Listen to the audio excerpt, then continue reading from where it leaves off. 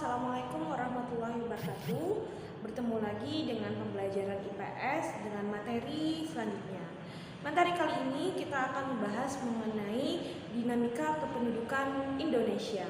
Sebelumnya kalian sudah mempelajari bagaimana letak luas Indonesia, persebaran flora dan faunanya. Sekarang kita akan mempelajari kependudukan Indonesia. Seperti apa kependudukan Indonesia itu? Oke, kita masuk ke bab dinamika kependudukan Indonesia. Ada yang tahu apa arti dinamika? Dinamika kependudukan Indonesia? Dinamika kependudukan Indonesia diartikan sebagai perubahan kependudukan Indonesia. Perubahan seperti apa? Baik itu perubahan jumlah penduduk dan perubahan kualitasnya. Itu dinamakan dinamika kependudukan Indonesia. Karena tidak mungkin penduduk Indonesia itu statis atau tetap dari tahun ke tahun, selalu naik sepanjang waktu.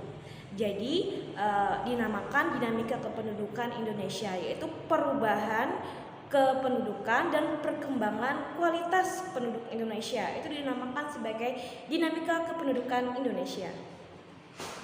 Oke. Dinamika kependudukan Indonesia itu dipengaruhi oleh dua faktor. Yang pertama itu ada kuantitas penduduk, yang kedua itu kualitas penduduk. Kuantitas dan kualitas. Apa sih bedanya kuantitas dan kualitas? Kuantitas itu berbicara masalah angkanya, angka penduduk, dan kualitas itu berkaitan dengan mutu penduduk Indonesia. Itu kuantitas dan kualitas ya. Jadi ingat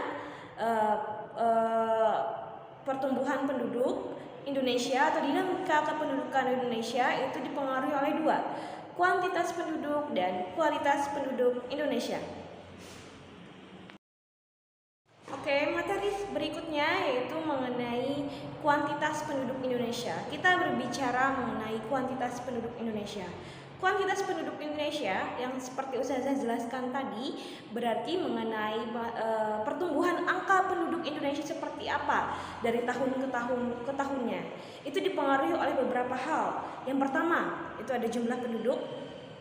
Yang kedua, itu ada pertumbuhan penduduk.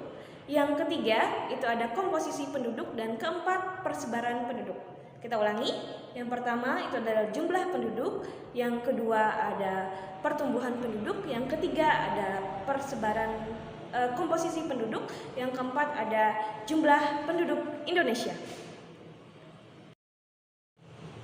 Kita masuk ke faktor kuantitas penduduk yang pertama, yaitu jumlah penduduk. Jumlah penduduk seperti yang kalian baca di materi ini, jumlah penduduk itu akan mempengaruhi angka dari penduduk tersebut. Kenapa? Ketika jumlah penduduk tersebut semakin banyak, maka kebutuhan juga akan semakin meningkat. Maka pemerintah juga harus memenuhi kebutuhan masyarakat tersebut. Jadi ketika jumlah penduduk tersebut semakin banyak, maka kebutuhan akan sandang, pangan itu akan juga semakin meningkat. Sebaliknya, jika jumlah penduduk itu sedikit, maka pemerintah hanya akan menyiapkan kebutuhan tersebut sesuai dengan jumlah penduduknya. Makanya, suatu negara tersebut dikatakan maju jika kesejahteraan masyarakatnya itu bisa terpenuhi semuanya. Bagaimana masyarakat itu kebutuhan masyarakat itu bisa terpenuhi? Jika masyarakat tersebut memiliki jumlah yang sedikit atau jumlah yang bisa dikendalikan, maka pemerintah akan mudah untuk mengontrol kesejahteraan masyarakatnya. Sebaliknya, kita akan beralih ke nomor 2, yaitu pertumbuhan penduduk. Pertumbuhan penduduk itu dipengaruhi oleh 3 hal. Yang pertama ada kelahiran atau natalitas, yang kedua ada kematian atau mortalitas, yang ketiga ada perpindahan penduduk atau migrasi. Jadi pertumbuhan penduduk itu terbagi 3 lagi nih pengaruhnya. Yang pertama dipengaruhi oleh kelahiran. Ketika kelahiran itu semakin tinggi, maka penduduk akan semakin bertambah. Sebaliknya, jika kelahiran penduduk itu rendah, maka jumlah penduduk juga akan semakin sedikit. Yang kedua tentang kematian atau mortalitas. Jika suatu negara memiliki tingkat kematian tinggi, itu perlu dipertanyakan negaranya yang bisa mensejahterakan masyarakatnya apa tidak. Karena apa? Kesehatan itu adalah salah satu yang jadi jaminan suatu negara. Jika suatu negara itu banyak menimbulkan korban jiwa atau banyak yang meninggal, itu kenapa? Berarti negara tersebut dianggap tidak mampu untuk mengelola masyarakatnya dengan baik. Semakin banyak orang yang meninggal, semakin banyak angka kematian, itu berarti negaranya tersebut dikatakan tidak maju atau tidak berkembang. Yang ketiga itu ada migrasi atau perpindahan. Kenapa migrasi itu perpindahan penduduk itu akan menyebabkan angka penduduk itu berubah? Jelas, ketika suatu daerah itu memiliki penduduk yang banyak, sesak, otomatis masyarakatnya itu hidup tidak nyaman. Makanya diadakan yang namanya perpindahan penduduk. Perpindahan penduduk itu biasanya program pemerintah. Ada yang namanya transmigrasi, ada yang namanya urbanisasi. Transmigrasi, perpindahan dari masyarakat kota itu ke masyarakat desa. Biasanya itu dipindahkan karena misalnya masyarakat di suatu kota tersebut sangat penuh. Tapi kalau misalnya urbanisasi itu perpindahan dari desa ke kota. Orang-orang desa itu bergerak ke kota biasanya disebabkan beberapa faktor. Karena mencari pekerjaan, mencari penghasilan baru, atau mencari sesuatu yang lain misalnya.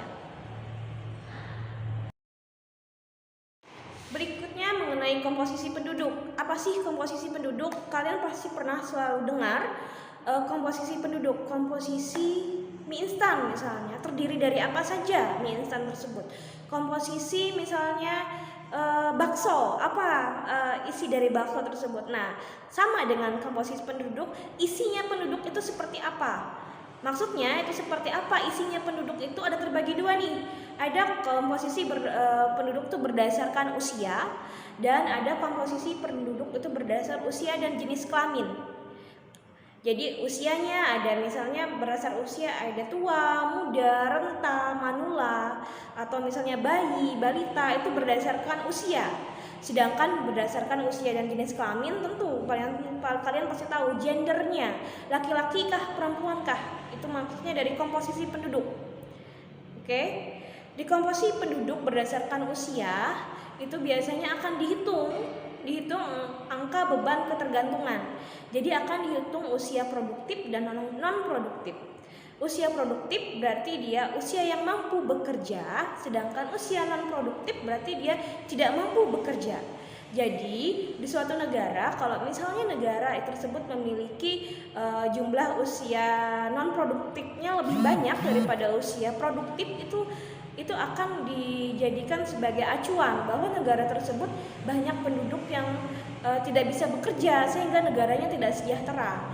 Jika negara tersebut memiliki usia produktif lebih banyak, maka otomatis kesejahteraan, ibaratnya kemampuan warga negaranya untuk bisa lebih maju itu ada potensi seperti itu. Dan kita beralih ke penduduk berdasar usia dan jenis kelamin. Penduduk berdasar usia dan jenis kelamin ini biasanya terbagi menjadi 3. Ada 3 piramida. Kalian bisa lihat di gambar mengenai 3 piramida. 3 piramida, oke. 3 piramida ini terdiri dari 3 piramida. Oke, piramida penduduk diartikan sebagai jumlah penduduk itu seperti apa, gambaran penduduk itu seperti apa. Jadi piramida penduduk ini terbagi menjadi 3. Yang pertama itu ada ekspansif, yang kedua itu stasioner, yang ketiga itu adalah konstruktif. Saya ulangi, ada ekspansif, ada stasioner, dan ada konstruktif. Ada 3 piramida penduduk berdasar usia dan jenis kelamin. Kalian bisa lihat di gambar. Bagaimana gambaran dari piramida penduduk ekspansif. Piramida penduduk ekspansif itu biasanya berbentuk seperti limas atau kerucut. Dia mengerucut ke atas. Coba lihat kalian bisa lihat di gambar. Itu menandakan bahwa usia penduduk yang lebih muda itu relatif banyak. Misalnya anak-anak, dewasa, remaja itu lebih banyak daripada usia tua. Itu penduduk ekspansif.